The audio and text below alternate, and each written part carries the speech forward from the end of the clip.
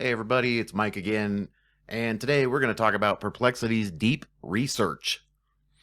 So I did a video a few, I don't know, days, weeks ago now, where I compared DeepSeek, Perplexity, and Anthropic to give me a blog outline for a subject.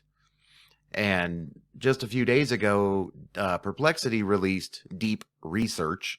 I've been playing with it now for a few days, trying to test it out, see what it's like. One thing I can tell you, and you will see later in this video, it takes forever to give you a response. Now, last night, I didn't have many issues. This morning, I didn't have many issues. But when I started recording the video, it decided to just take forever. But your average reply is going to take about 5 minutes. So, I mean, be prepared for that. Now, it does say that deep research is a more expert level analysis across complex subject matters. So probably what I'm trying to use it for is probably not the best. I mean, it gives you examples of what you could probably use it for. But, you know, it should be able to do what I want. Now, I will mention that you do need a pro account to use this. This is not on a free account, and there is no API to this, unfortunately. Not yet. But if you're interested in a pro account, if you use my link, you'll get like a $10 credit or something like that. So it'll help you out. Try it out for a couple of months, see what you think. But when you log into your Perplexity, your homepage here, you will see right here that it has deep research. And then one cool thing is this little globe right here. If we click on this globe, we can search the web. We can search academic, which, that's cool. And social. Now, I haven't really tried these yet. I've been playing with the web search, trying to see if that works. It is what it is at this point. So let's get on to the next part. So when I was testing this last night, now once again, I want to tell you guys that if you're ever using any of these LLMs for research or for something that you need that involves research, maybe on a subject you don't know about, you need to do a subject that you do know. Like I know photography, I know digital cameras, I know photography.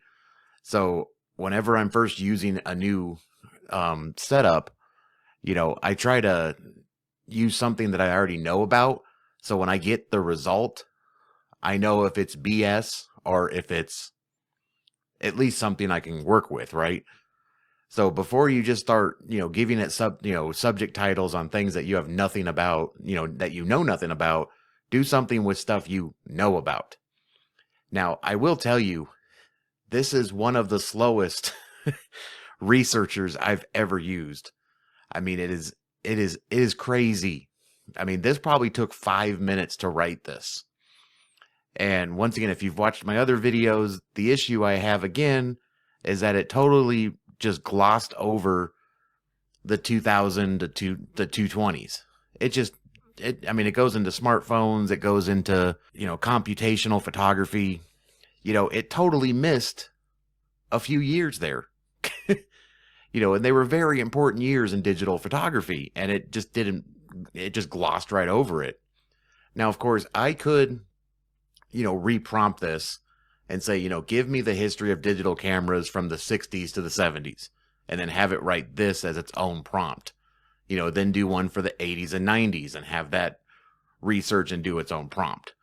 I mean, that would probably give me better results for what I need and what I would use it for, but yeah, you really gotta be careful with this stuff because, if anybody is into digital photography and you don't mention the 2000s to the 2010s and the 2010s to the 2020s, people are going to know that you don't know what you're talking about.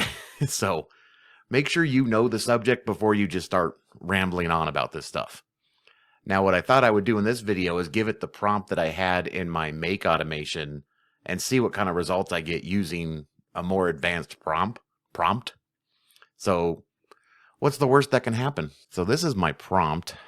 So I'm just going to copy this and we're going to stick it in there, and then I'll get my user prompt. It doesn't always copy and paste, but we'll try. So let's see. You will create a site, blog post. Do not reply with that text. Do not include the topic. So I'm just going to put cameras, be detailed. Da da da da da da da da. Okay, so let's see It's what, 10:30. Let me show you how long this takes. I might have to pause the video. So the nice thing is too, is it does tell you where it's going. You know, here's what it's searching. Here's the, all of its resources. It does take a while though. I mean, this is definitely one of the slowest. So I'm going to pause. I'll come back. So we're already 3 minutes in and it's just now finally giving me my answer. I mean, I'm not complaining. I mean, if it gives me good data, I mean, I'm not complaining. And it's still typing. It goes really slow. But once again, I don't care if it's slow as long as it's good. That's all that matters. I think it froze. Awesome. I'll be back. So in the middle of doing all that, it froze. And then it said update finished. And it sent me back to the screen. So let's try again. Now I do want to mention it does have this. You can get desktop notifications because this does take forever. So I've started again because like I said, it froze, updated. And now I don't know what's going on. It's just taking forever.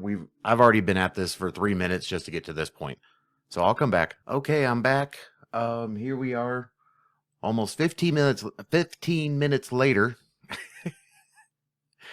I'm kind of speechless on that one. I actually had to run it twice because the first time it didn't give me all the information. I had to run it again. So anyways, I gave it my simple prompt, about the history of digital cameras. So let's see what I got here. I got the origins of history cameras, early commercial digital cameras, technology and sensors, market growth and decline, smartphones, modern innovations, key industrial. I like this. And look at all these freaking sources. So once again, I did run this twice.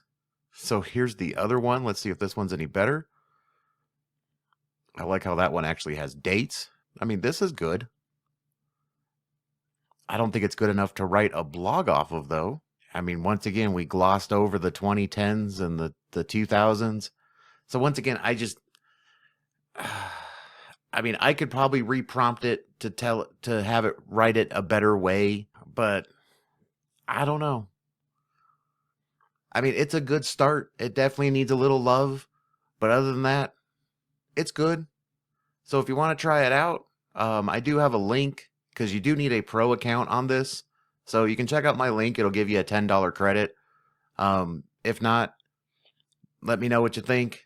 Let me know if I'm doing something wrong. Do you have any better pointers for me?